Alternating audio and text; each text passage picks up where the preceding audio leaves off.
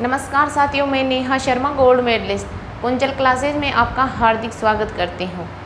आज हम बंकिम चंद्र चटर्जी को पढ़ेंगे। भारतीय इतिहास के अंतर्गत जो फर्स्ट ग्रेड में जो राष्ट्रवादी नेता है उनके तहत। अब बंकिम चंद्र चटर्जी को पढ़ने से पहले आप चैनल को लाइक करो, शेयर करो और सब्सक्राइब करो। ये आपकी ड्यूटी है, ताकि सभी जो स्टूडेंट तैयारी कर रहे हैं और जो अपनी तैयारी को लेकर सजग है, जागरूक है, उन लोगों के लिए ये क्लास बहुत ही बेस्ट साबित होने वाली है। और जो वास्तव में अपनी मेहनत को लेकर जागरूक है, वो कुछ करना चाहते हैं, वो ही इस क्लास को देखिए। वो फॉर्मेलिटी पूरी करने वाले क्लास को ना देखिए, क्योंकि ये मैंने बहुत मेहनत से तैयार की है। तो मेरी मेहनत अच्छे लोगों तक पहुंचनी चाहिए। फालतू और जो फेंकू लोग हैं उनके तक नहीं पहुंचनी चाहिए, जो अपना केवल एक टाइम पास कर रहे हैं। अब हम अपने सेशन की ओर बढ़ते हैं। बंकिम चंद्र चटर्जी। बंकिम चंद्र चटर्जी के बारे में आप सब लोग जानते होंगे। वैसे तो आप राष्ट्रीय गीत और राष्ट्रीय गान सब लोग जानते हैं। तो राष्ट्रीय गीत जिन्होंने वंदे मातरम, जिसकी रचयिता बंकिम चंद्र चटर्जी है, इनको तो मतलब कि छोटे से छोटा बच्चा भी जानता है जो पढ़ाई करता है। तो हम उन्हीं के बारे में आज चर्चा करने जा रहे हैं। बंकिम चंद्र चटर्जी एक कवि भी थे, लेखक, उपन्यासकार थे। इनकी जो पृष्ठभूमि की बात करें तो इनका जन्म 27 जून 1838 को बंगाल में हुआ था। इनकी मृत्यु की बात करें तो 8 अप्रैल 1894 को कलकत्ता में हुई थी। माता दुर्गा देवी और इनके पिता यादव चंद्र चटर्जी थे। लेकिन यहाँ से कोई पर्सन नहीं बनेंगे और आएंगे भी नहीं एग्ज़ाम में, ये चीज़ दिमाग से आप निकाल देना। लेकिन आप ये बोलोगे कि आप मैम फिर आप क्यों पढ़ा रहे हो? देखो, पढ़ाना तो इसलिए ज़रूरी है क्योंकि पढ़ाने से पहले मतलब कि चाहे कोई मकान तैयार करते हैं या चाहे और कोई भी तैयार करते हैं, तो एक आधार होना चाहिए। जब मैं इस आधार को नहीं पढ़ाऊँगी और आपको यहाँ बीच में से पढ़ाऊँगी तो आप सोचोगे कि ये क्या पढ़ा रहे हो। मतलब कि इनके बारे में इनकी थोड़ी बहुत जीवनी भी बताना ज़रूरी है। लेकिन यहाँ से क्वेश्चन आएंगे नहीं, आएंगे तो इनकी रचनाओं से आएंगे, इनकी मतलब कि उपन्यास, रचना, कहानी, ये इनके बारे में से पूछेंगे। यहाँ से कोई पर्सन नहीं बनेंगे भी नहीं। और ये तो आपके जैसे 6 से लेकर 12 तक अगर ये चैप्टर चलता है तो वहाँ ऐसे क्वेश्चन पूछ लेते हैं 7th 8th क्लास में। बाकी कोई इनमें पूछने वाला नहीं लगता है मुझे। अब सबसे पहले हम जन्म की बात कर लेते हैं। तो इनका जन्म 27 जून 1838 को बंगाल में हुआ था। इनकी मृत्यु 8 अप्रैल 1894 को कलकत्ता में हुई थी। माता का नाम दुर्गा देवी और पिता यादव चंद्र चटर्जी थे। इनकी उपाधियाँ की बात करें तो इनको 2 उपाधियाँ मिली हुई थी, राय बहादुर और CIE।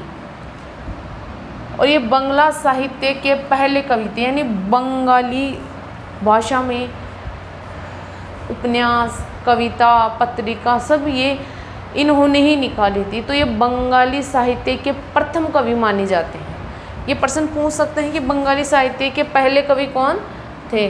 बंकिम चंद्र चटर्जी। ब यानी बंगला और ब यानी बंकिम चंद्र चटर्जी। और इनकी जो कविताओं का संग्रह ललिता ओ मानुष कहलाता है। कविताओं का संग्रह ललिता ओ मानुष नाम से जाना जाता है। उपन्यास, इनका वेरी मोस्ट इम्पोर्टेंट उपन्यास है आनंद मठ। आनंद मठ 1875 में लिखा गया था, आनंद मठ। और वंदे मातरम गीत को आनंद मठ में 1885 में जोड़ा गया था। आनंद मठ की तो स्थापना 1875 में हो चुकी थी, लेकिन वंदे मातरम जो गीत है वो आनंद मठ में 1885 में जोड़ा गया था। आनंद मठ 1773 का जो सन्यासी विद्रोह है उस पर आधारित, 1773 के सन्यासी विद्रोह पर आधारित है आनंद मठ। अब इसमें जो आपका वंदे मातरम गीत गाया जाता है, वंदे मातरम सुजलाम सुफलाम, है ना, तो ये 65 सेकंड का समय लगता है इसमें। कितना? 65 सेकंड, 65 सेकंड।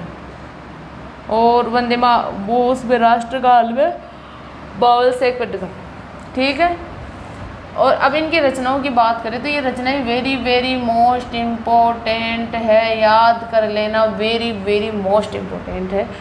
इसकी मैंने एक ट्रिक बनाई है क्योंकि इनकी रचनाएं मतलब कि कम से कम 15-16 रचनाएं थी, तो ऐसे तो याद होगी नहीं आपको। और मैंने इनकी एक ट्रिक बनाई थी कि मोहन नंदनी का कपाल भंग है, विष से कृष्ण मर गया, राधा रानी राज सिंह, कमला इंदिरा रजनी, सीता देवी चौधरी है चंद्रशेखर। देखो आपको ये ट्रिक मतलब कि अगर एक बार याद हो जाएगी तो आपको पूरी रचनाएं बिल्कुल कंठस्थ हो जाएगी, बिल्कुल नहीं भूल पाओगे आप इन रचनाओं को। कि मोहन नंदनी का कपाल भंग है, विष से कृष्ण मर गया, राधा रानी राज सिंह, कमला इंदिरा रजनी, सीता देवी चौधरी है चंद्रशेखर। अब इनकी जो रचनाएं हैं वो देखो, राजमोहनस वाइफ, दुर्गेश नंदनी, कपाल कुंडला, बंग दर्शन, विष वृक्ष, कृष्ण कांतार, मृणालिनी, राधा रानी राज सिंह, कमला कांतार, इंदिरा रजनी, सीताराम, चौधरी देवी चौधराइन और चंद्रशेखर। ये आपकी टोटल रचनाएं हैं। लेकिन पहली रचना, ये रचना का नाम मैंने यहाँ लिख दिया है, तो राजमोहनस वाइफ, ये इनकी पहली रचना है। कौन सी रचना है? ये पहली रचना, पहली रचना, पहली रचना राजमोहनस वाइफ। फिर दूसरी रचना है दुर्गेश नंदिनी, ये बंगला भाषा की पहली रचना, बंगला भाषा की पहली रचना, यह बंगला भाषा की पहली रचना है दुर्गेश नंदिनी। कपाल कुंडला, बंग दर्शन, ये एक पत्रिका है। विष वृक्ष, ये उपन्यास है। कृष्ण कांतार, मृणालिनी, राधा रानी राज सिंह, कमला कांतार, इंदिरा रजनी, सीताराम, ये अंतिम कृति है। अंतिम कृति सीताराम, सीताराम बोलो, है ना, तो सीताराम याद रह जाएगा ना आपको। तो ये अंतिम कृति है सीताराम। ठीक है, यहाँ तक कोई दिक्कत नहीं है, ये अच्छे से समझ में आ गया होगा। अब हम आगे बढ़ते हैं।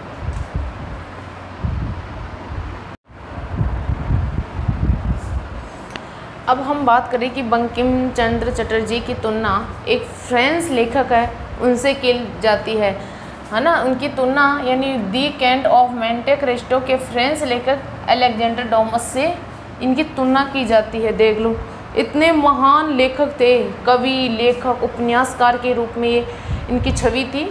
और आनंद मठ को क्रांतिकारियों की बाइबिल कहा जाता है, वेरी मोस्ट,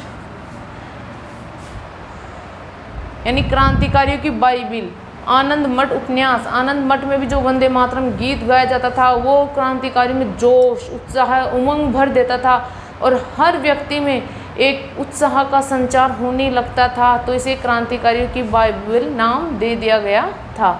आनंद मठ का अंग्रेजी अनुवाद डॉक्टर नगेंद्र चंद्र सेन गुप्त ने किया था। डॉक्टर नगेंद्र चंद्र सेन गुप्त ने इसका अंग्रेजी अनुवाद किया था।